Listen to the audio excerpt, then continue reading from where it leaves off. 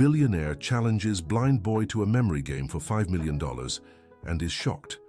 Richard Blackwell had never lost a bet in his 62 years of life. The businessman known for his arrogance was about to discover that some lessons only come when we least expect them. It was then that he spotted the boy with dark sunglasses sitting alone in the lobby of the five-star hotel in New York City. Ethan, just 10 years old, waited patiently while his mother finished a medical appointment upstairs. The boy ran his fingers delicately over the pages of a Braille book, completely unaware of the curious glances from the guests. "Waiter, who left this child here?" Richard asked the nearest employee, not bothering to lower his voice. The man approached awkwardly. "Mr. Blackwell, the boy is here with his mother for an appointment. They are our guests." "Guests?" Richard laughed disdainfully. "How does a blind child afford a room here?" Ethan turned his head toward the voice. Even without sight, he could sense the negative energy radiating from the man. "My mother worked very hard to pay for this room, sir," Ethan said with a politeness that even surprised Richard. "Worked hard?" The businessman stepped closer with a cruel smile. "And you, boy, do you work too? Or do you just sit there reading those little dots?" Ethan calmly closed the book and stood up. Despite his young age, there was a dignity in his movements that irritated Richard even more. "I study, sir, and I practice memory games to help with my condition." "Memory games?" Richard's eyes gleamed with mischief. "How interesting. Do you think you're good at it?" "I don't know if I'm good. I just know I need to practice to improve." The boy's humility stood in stark contrast to the businessman's arrogance. Richard saw the perfect opportunity to amuse himself and show off his superiority to the other guests, who were now paying attention to the conversation. "You know what, kid? How about a little test? I have a card game here. If you can beat me in a memory match, I'll give you $5 million. The lobby fell silent. Several people stopped their conversations to listen. Ethan tilted his head, confused. $5 million? Why would you do that?" "Because I know you can't beat me. It's impossible for a blind child to win against me. But if by some chance you do, the money is yours." "And if I lose?" Richard thought for a moment, wanting to prolong his amusement. "If you lose, your mother will have to apologize publicly for raising a son who doesn't know his place." The cruelty of the proposal made several people whisper in outrage. Ethan, however, remained calm. "I accept," he said simply. "Dear listener, if you're enjoying the story, take a moment to like and especially subscribe to the channel. It helps us a lot as we're just starting out.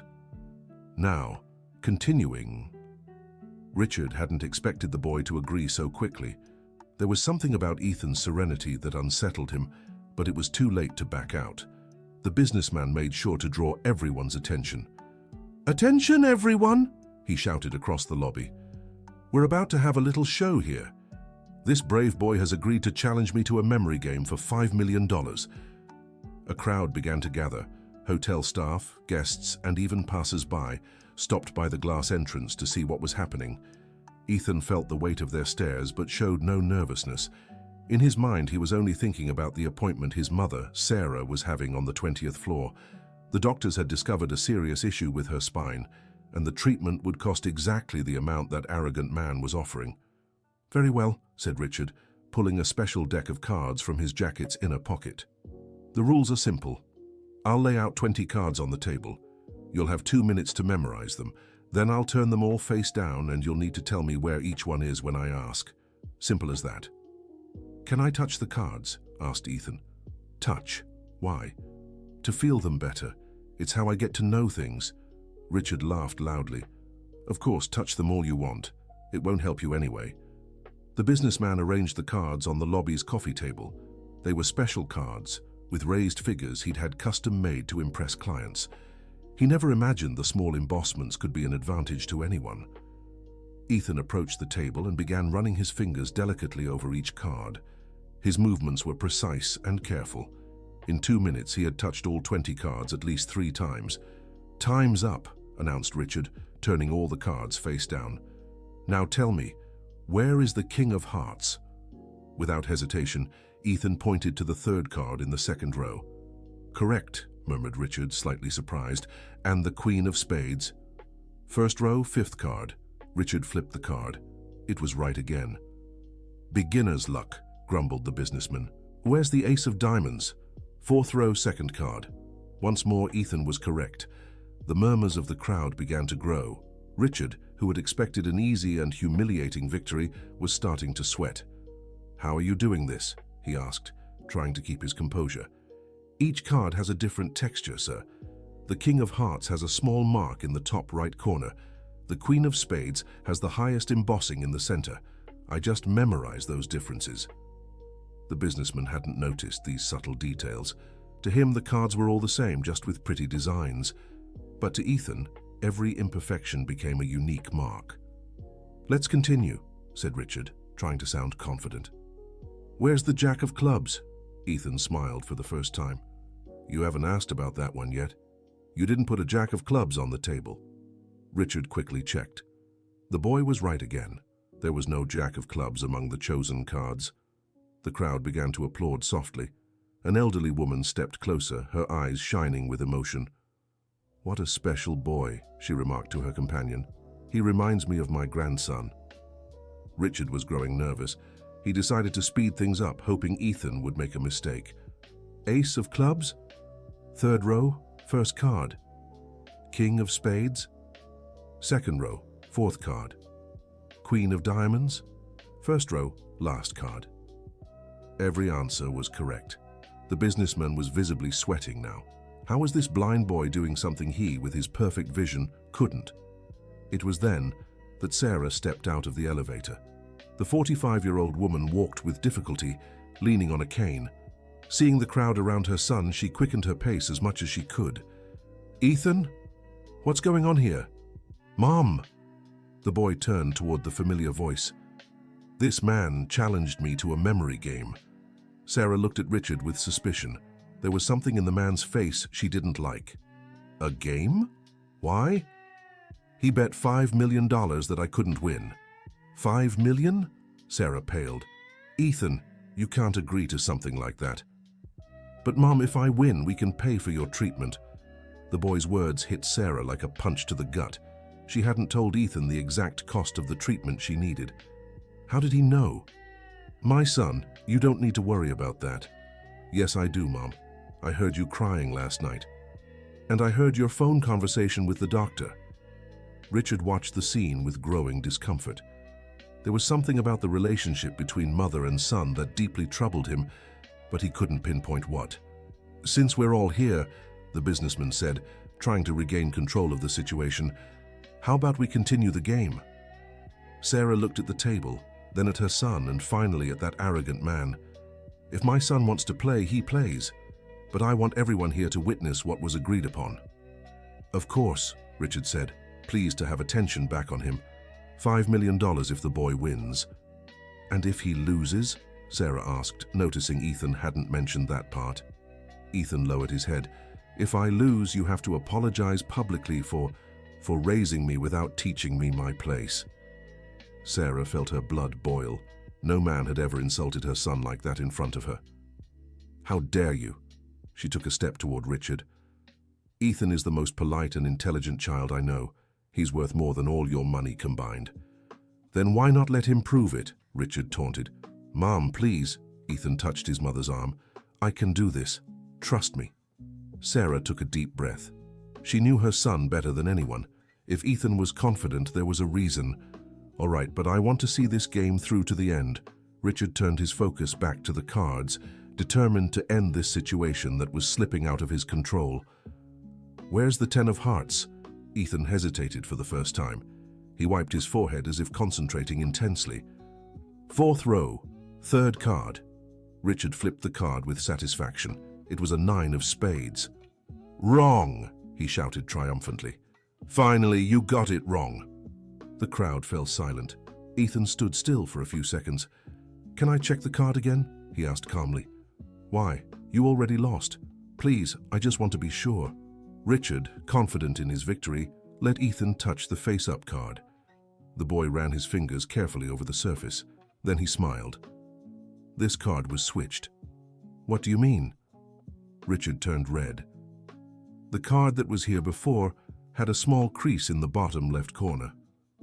This one doesn't. Someone switched the cards. The accusation landed like a bomb in the lobby. Everyone began talking at once. Are you calling me a cheater? Richard bellowed. I'm just saying what I felt. The cards were switched. A well-dressed man approached the group. It was William Parker, the hotel's general manager, who had come down to see what was causing such a commotion. Excuse me, he said firmly. Can someone tell me what's going on here? Several people started explaining at the same time. William listened carefully, paying special attention to Ethan's accusations. Mr. Blackwell, he finally said, this hotel has security cameras throughout the lobby.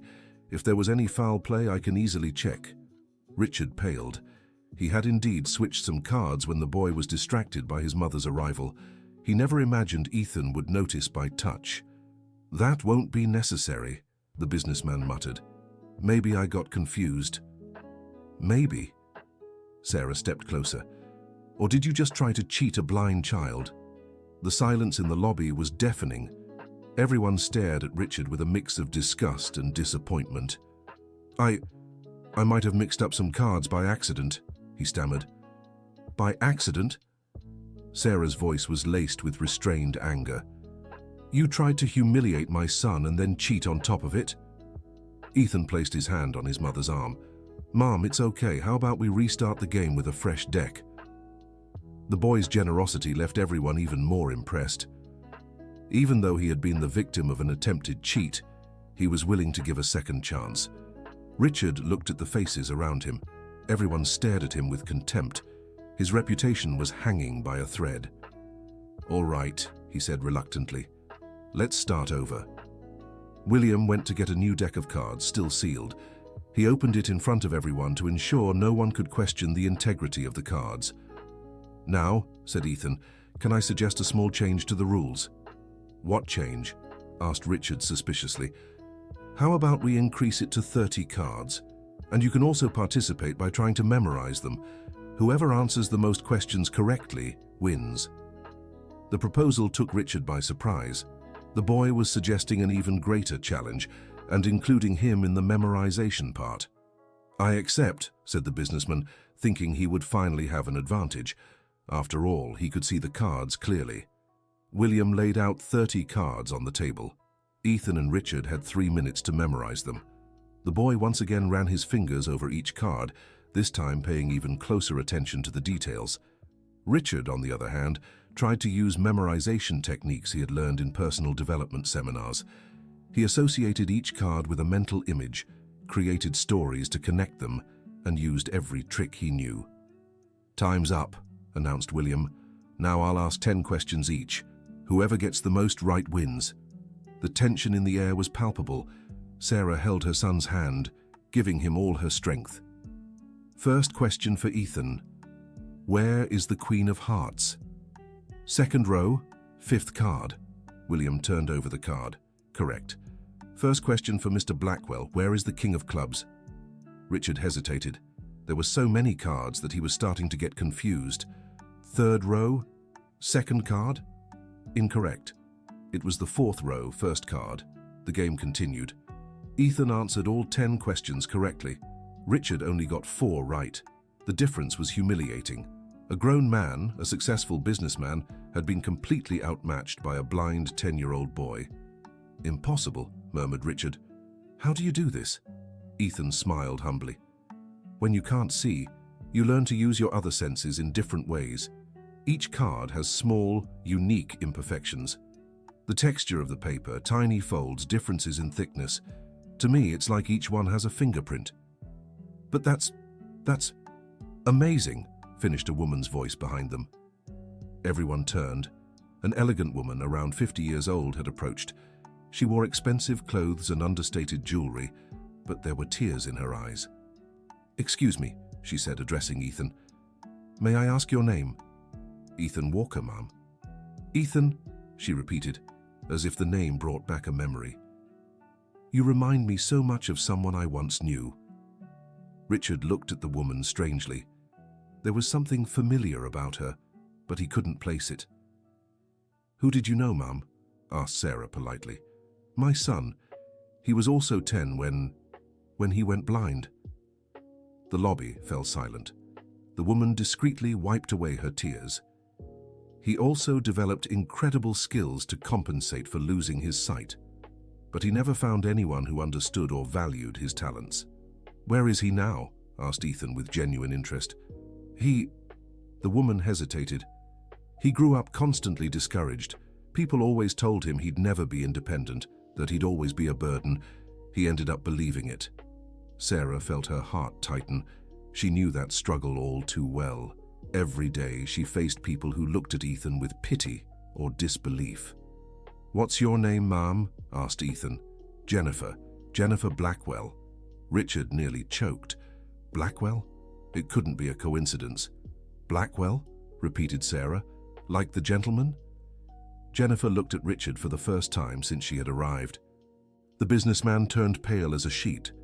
"Yes," she said calmly, "like my ex-husband." The revelation hit like a bombshell. Richard was face to face with the woman he had abandoned 20 years earlier, exactly when they discovered their son had lost his sight in an accident. "Jennifer," he murmured, "what are you doing here?" "I work at the medical office on the 20th floor. I'm an ophthalmologist, specializing in visual rehabilitation."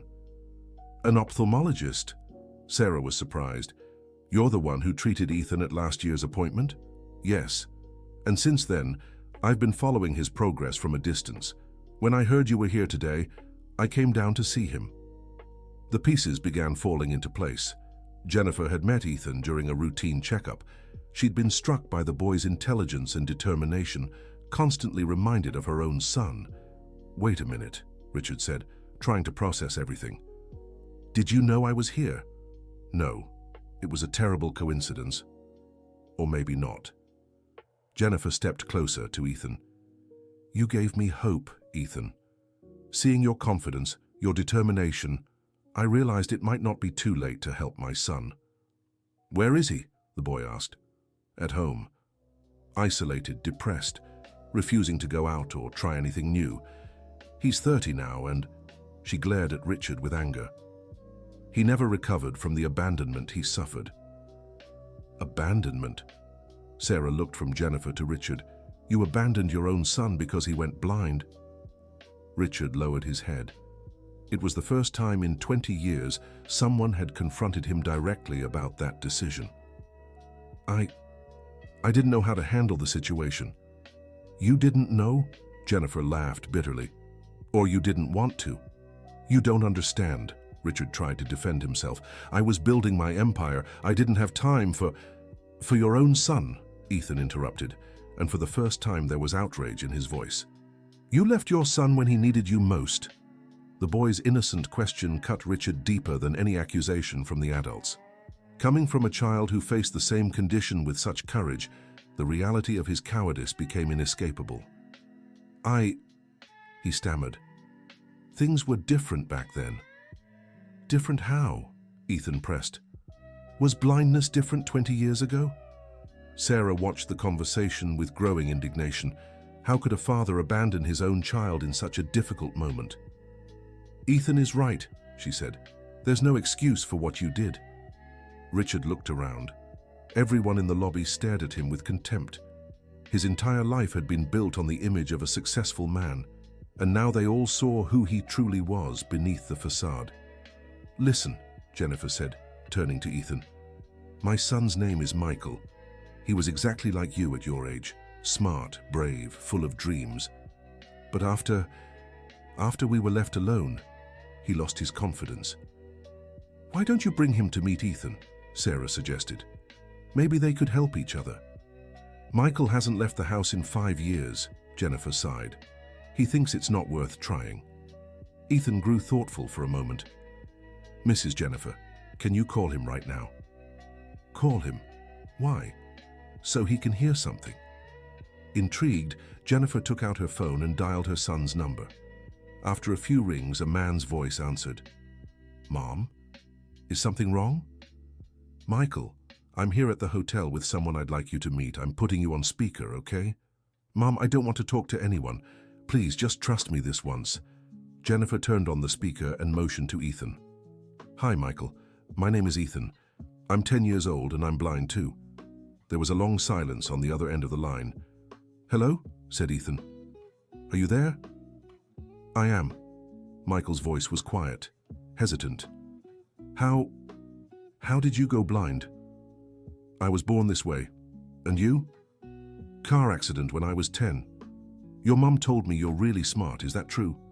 I was. Now I'm nothing. Michael's answer broke Jennifer's heart. Ethan, however, didn't let it shake him. You know what I just did?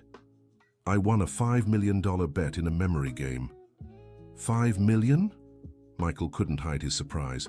That's right, against a businessman who thought he could humiliate me, but he found out he underestimated what someone like us can do. How did you do it? Ethan smiled. By using exactly the skills I developed because I'm blind. Things sighted people could never do. What kind of things? Memorization through touch, noticing microscopic details, total focus. They're superpowers, Michael. Dear listener, if you're enjoying the story, don't forget to like and especially subscribe to the channel. It helps us a lot as we're just starting out. Now, back to the story. The conversation between Ethan and Michael continued for a few more minutes. Gradually, the boy's voice grew livelier, more engaged. Michael, Ethan finally said, how about you come here and meet me in person? I'm sure you have amazing abilities you don't even realize. I don't know, it's been so long since I've gone out. Your mom is here. She can come get you. And I promise you one thing. If you come, I'll teach you some memorization tricks you've never seen before. Really? Really, and who knows, maybe you can teach me a few things too. Jennifer's eyes were glistening with tears. It was the first time in years she'd seen Michael show interest in meeting someone new. Okay, Michael finally said. I'll try. Great, I'll be waiting. Jennifer hung up the phone and impulsively hugged Ethan. Thank you, she whispered. You have no idea what you just did. Richard watched everything in silence. The generosity and wisdom of that 10-year-old boy were making him rethink everything he believed about himself. Ethan, he finally said, I owe you an apology. For the game? Don't worry, it's over. No? For everything. For how I treated you, for the things I said about you and your mum. And especially, he looked at Jennifer. Especially for being a coward 20 years ago. Jennifer crossed her arms. An apology doesn't erase 20 years of abandonment, Richard. I know, but maybe it's not too late to try and make things right. How? Richard took a deep breath. He knew his next decision would define the kind of man he truly was.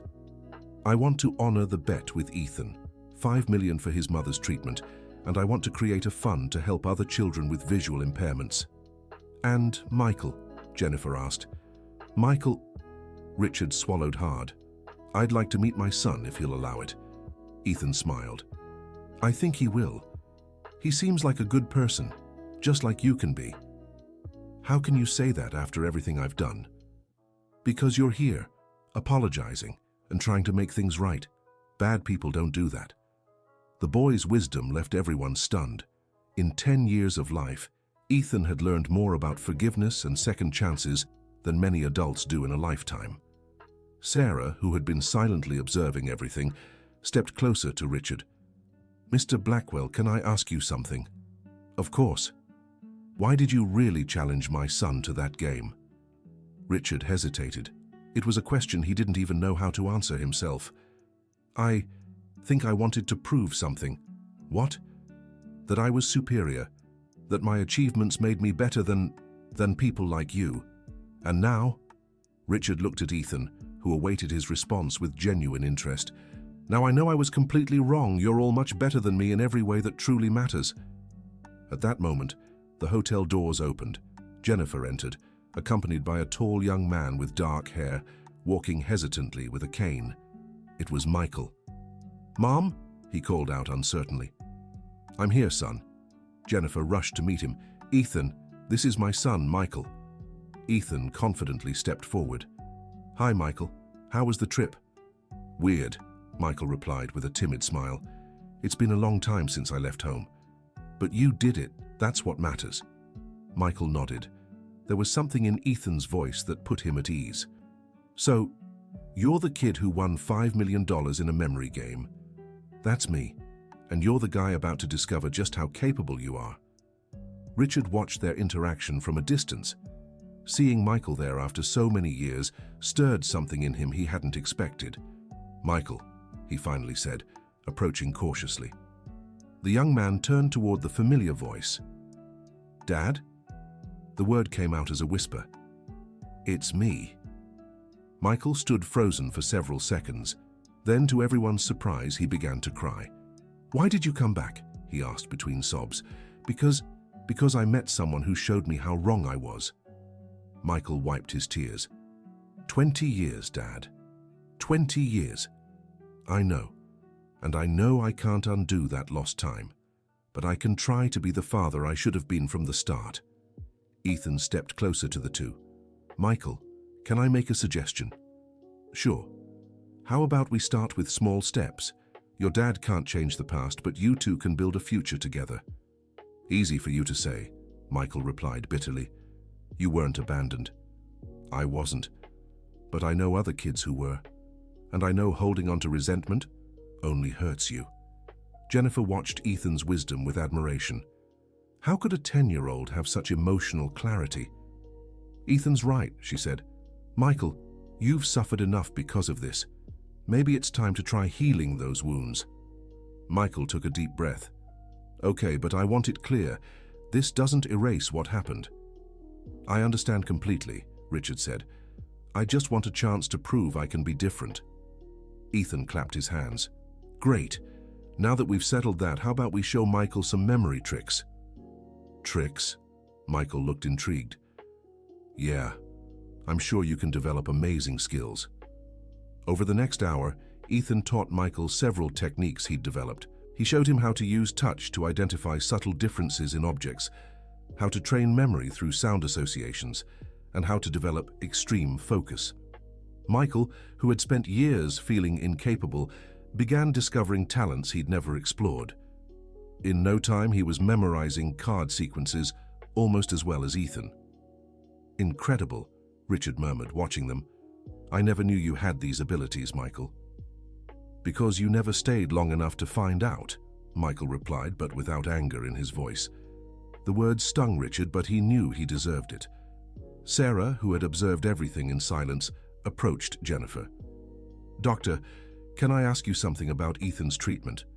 Of course, but just call me Jennifer. Do you think there's any chance he could regain some vision? Jennifer hesitated. Sarah, Ethan's case is complex. He was born with a condition affecting his optic nerve. There are some experimental surgeries being developed, but they're very expensive and there's no guarantee of success. And honestly, seeing how he's developed, sometimes I wonder if the risk is worth it.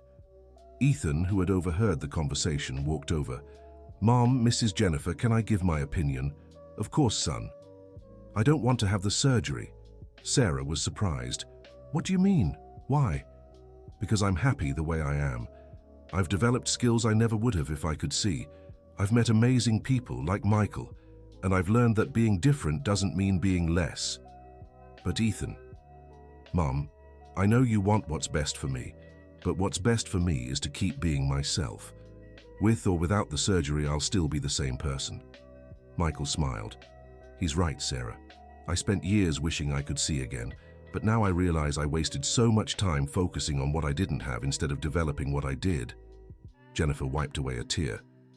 You two are wiser than most adults I know. Richard walked over to the group. Ethan, can I make a proposal?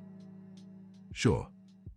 How about we use the $5 million from the bet to create a development center for children with visual impairments, with you and Michael as consultants? Ethan and Michael exchanged glances. Really? Asked Michael. Completely serious. You could help other kids develop the same skills you have. And my mom? Asked Ethan. She still needs treatment. I'll cover the treatment separately. The $5 million is for the project with you. Sarah was moved. Mr. Blackwell, Don't know what to say. You don't have to say anything. It's the least I can do after everything. Ethan thought for a moment. I accept, but on one condition. What? That you actively participate in the project, not just as a funder, but working with us.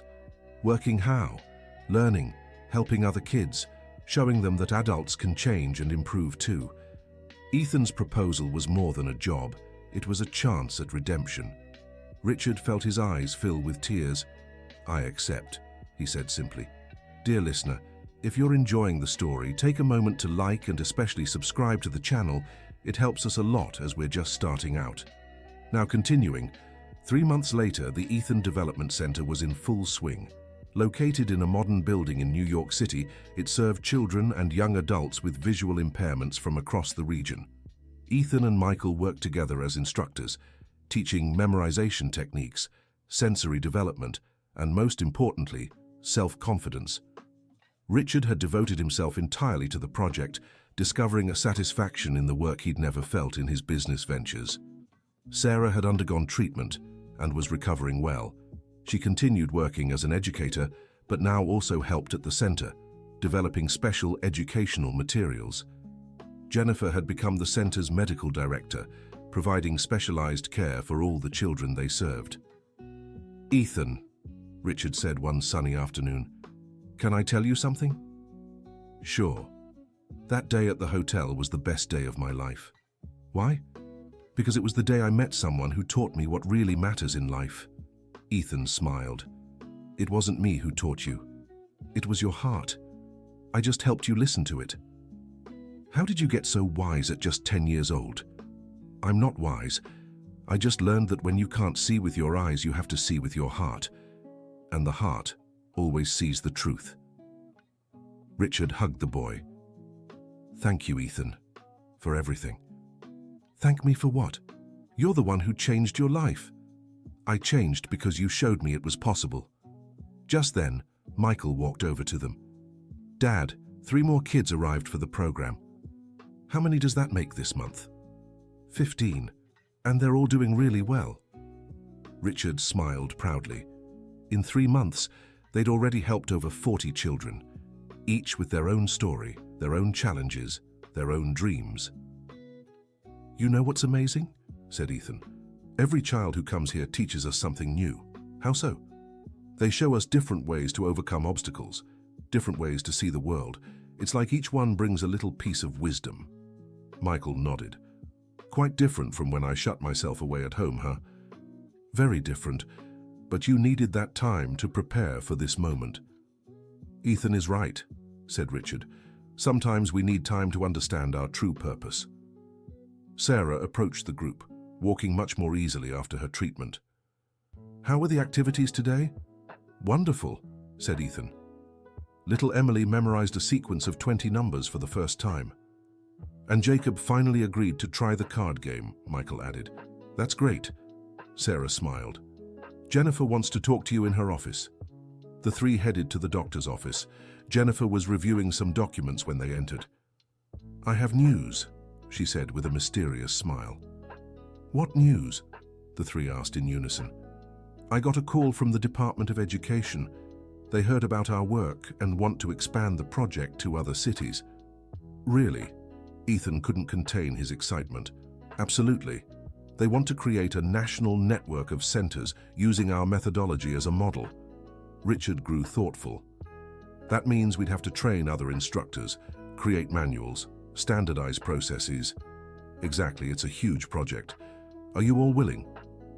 Ethan and Michael exchanged glances. Of course, said Ethan. The more children we can help, the better. And you, Richard?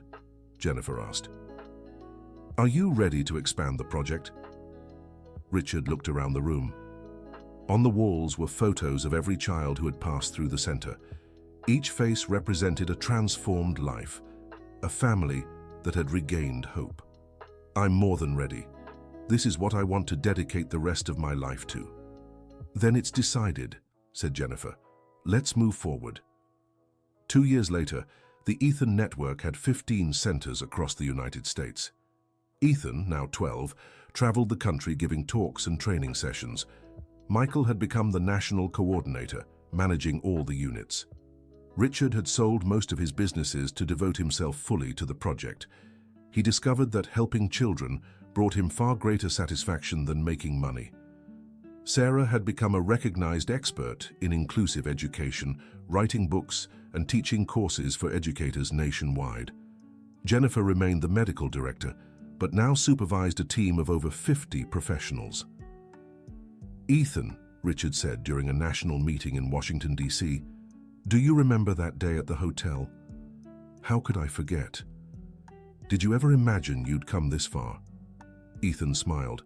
"I imagined I'd go wherever I needed to. I just didn't know it would be this far. And now, what are your next dreams?" "I want to study medicine, specialize in visual rehabilitation like Dr. Jennifer. To help more children? To help anyone who needs it. Child, adult, elderly. Age doesn't matter when starting a new life." Michael joined the conversation. "Dad, we got an interesting invitation." "What invitation?" "To speak at an international conference on inclusion in New York. What do you think?" Ethan and Michael shared a knowing look. "I think it's time to show the world how it's done," said Ethan. "I agree," said Michael. "And who knows, maybe we'll find more kids like us to help." Richard smiled with pride. His sons, because that's how he saw Ethan and Michael now, had become global leaders in their fields. "Then let's go to New York." 6 months later, at the world's largest inclusion conference, Ethan took the stage for his first international talk. In the audience, over 1,000 people from 40 different countries waited to hear the young boy from the United States who had revolutionized care for children with visual impairments. "Good afternoon," Ethan said into the microphone. "My name is Ethan Walker. I'm 12 years old and I've been blind since birth." The audience fell into respectful silence. 2 years ago, a man challenged me to a memory game. He thought he could easily humiliate me. He didn't know he was giving me the opportunity to change not just my life, but the lives of thousands of children around the world. Ethan told the whole story: the meeting at the hotel, the game, the revelations about Michael and Jennifer, Richard's transformation, the creation of the center, the national expansion. "What I've learned on this journey," he said in conclusion, "is that our greatest limitations often exist only in our minds. When we accept our challenges and find creative ways to overcome them, we discover we're capable of extraordinary things." The audience rose in a 5-minute standing ovation. Ethan smiled, feeling the positive energy of hundreds of people inspired by his story. Backstage, Richard, Sarah, Jennifer, and Michael watched with tears in their eyes. "Who would have thought," Richard murmured, "that the boy I tried to humiliate would become my greatest teacher? And who would have thought," Jennifer added, "that my ex-husband would become one of the most generous men I know?" Sarah hugged Ethan as he stepped off the stage. "I'm so proud of you, my son." "I'm proud of all of us, Mum. Look how far we've come together." Michael approached. "Ethan, I just got an offer from a country in Africa. They want our help setting up centers there too." "Africa?" Ethan's face lit up. "Imagine how many children we could help." "Thousands," Richard said. "Maybe tens of thousands." "Then let's go," Ethan replied simply. "The world is big, and there are so many people who need help." Jennifer smiled. "I think we'll need a bigger plane." Everyone laughed. The family that had formed on that unlikely day in the hotel had become a global force for change. 5 years later, the Ethan Network was operating in over 30 countries. Ethan, now 17, had been accepted into the best medical school in the United States. Michael had married a doctor he met at one of the centers and was expecting his first child. Richard had become a world-renowned figure in educational philanthropy. Sarah had written 5 books on inclusive education, translated into more than 20 languages. Jennifer had developed new visual rehabilitation techniques being used in hospitals worldwide. "Ethan," Richard said one evening, as they all gathered in the home they'd bought together, "can I ask you something?" "Always." "Do you regret anything about this journey?" Ethan thought for a moment. "I regret not meeting all of you sooner, but I know everything happened when it was meant to." "And if you could change one thing, just one thing, what?" "I'd make more people understand that being different is a gift, not a limitation. Sarah smiled. I think you're already doing that, son. We're doing that, Ethan corrected. All of us together. Michael raised his glass. A toast, then. To the most unlikely and most special family in the world. To family, they all echoed. As they clinked their glasses, Ethan remembered that day in the hotel when it all began. An arrogant man had tried to humiliate him, unaware he was planting the seed for a global revolution in inclusive education. Sometimes, Ethan thought, the greatest transformations begin in the most unlikely moments, and the people we least expect can become our greatest inspirations. The blind boy who had accepted an impossible challenge had become a young man changing the world, and that was only the beginning of his journey, the end of the story. And what about you, dear listener? What did you think of this story of perseverance and transformation? Have you ever been in a situation where someone doubted your abilities? How did you handle it?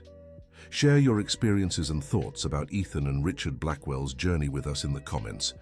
Your opinion matters. Don't forget to like and subscribe to the channel so you won't miss other heartfelt stories we've prepared just for you.